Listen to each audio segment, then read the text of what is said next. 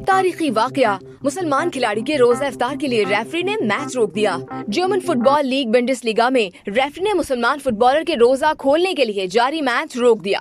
गैर मुल्की media reports के मुताबिक ये तारीखी वाकया बुंडेसलीगा में ऑक्सबर्ग मेंस के दरमियान जारी मैच के 65वें मिनट में पेश आया। रेफरी ने मैच के 65वें मिनट में जब इफ्तार का वक्त हुआ तो मुसलमान फुटबॉलर मूसा को रोजा इफ्तार करने के लिए खुसूसी तौर पर मैच रोककर वक्त दिया।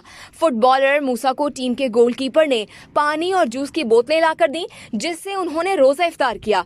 फुटबॉलर के लिए रोजा इफ्तार किए जाने के बाद मैच को वहीं से शुरू किया गया। बाद अज़ा मुसलमान फुटबॉलर मूसा ने रेफरी की इस काविश पर उनका शुक्रिया भी अदा किया। ऐसी इंटरेस्टिंग खबरें जानने के लिए सब्सक्राइब कीजिए डेली जंक यूट्यूब चैनल।